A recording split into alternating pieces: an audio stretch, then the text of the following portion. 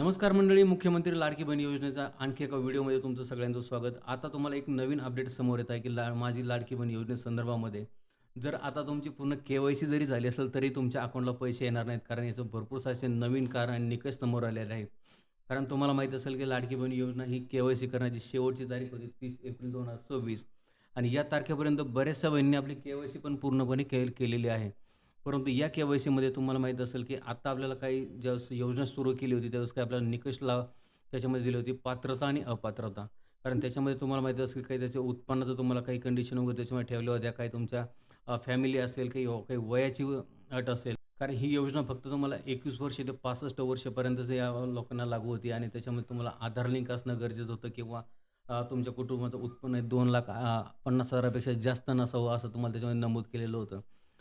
परंतु आता जसं निदर्शनास आलं आहे की कारण तुम्हाला माहीत असं की लाडकी बहीण KYC करताना ज्यावेळेस तुम्ही अर्ज भरले त्यावेळेस काय होतं, फक्त महिलांचं पॅन कार्ड आणि आधार कार्ड घेतलं जात होतं. परंतु आता KYC करताना ज्या महिलांचं विवाह झालेलं त्यांच्या पतीचं आधार कार्ड किंवा पॅन कार्ड किंवा ज्या अविवाहित आहेत त्यांचा वडिलांचं आधार कार्ड पॅन कार्ड आता असं पूर्णपणे मागवलेलं आहे. आणि याच्यानंतर तुम्हाला माहीत असेल की पूर्णपणे 30 तारखेपर्यंत जी KYC अपडेट केली त्याच्यानंतर बऱ्याचशा महिला अपात्र झालेल्या आहेत. कारण कसं असं की इन्कम डिपार्टमेंटकडून त्यांना जी माहिती भेटलेली आहे किंवा तुम्हाला नवीन त्यांच्या उत्पन्नाच्या सोर्सबद्दल माहिती भेटलेली आहे किंवा काही लोकांच्या नावे चारचाकी वाहने असतील किंवा आणखी अन्य काही कारणे असतील त्यामुळे महिला अपात्र झालेल्या आहेत. KYC तुम्ही केली असेल तरीसुद्धा तुमचं जर तुम्ही याच्यामध्ये वयात बसत नसाल, कारण तुमचं 65 वर्षाच्या पुढं जर तुमचं वय असेल तर तुम्ही त्या योजनेमधून कमी होणार आहात किंवा घरातील एकाच व्यक्तीला जर लाभ भेटणार आहे.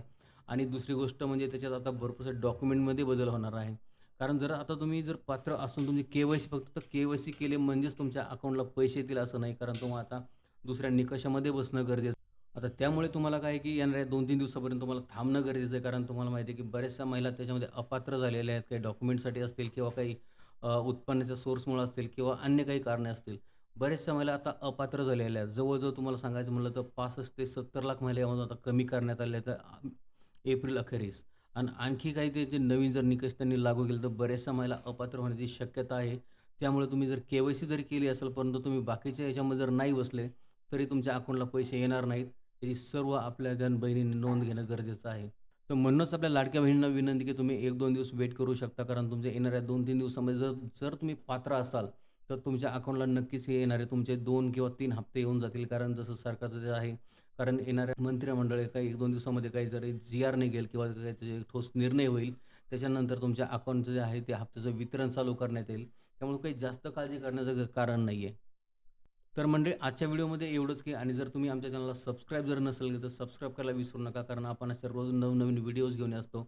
ऑनलाईन सर्व्हिसेस असतील किंवा लाडकी बहीण योजना असेल किंवा RT ॲडमिशन प्रोसेस असेल किंवा अन्य कोणत्याही ऑनलाईन सर्व्हिसेसबद्दल तुम्हाला माहिती हवी असेल तर तुम्ही आमच्या कमेंट बॉक्समध्ये विचारू शकता. आम्ही तुला नक्कीच प्रयत्न करू तुम्हाला त्याचा रिप्लाय करण्याचा.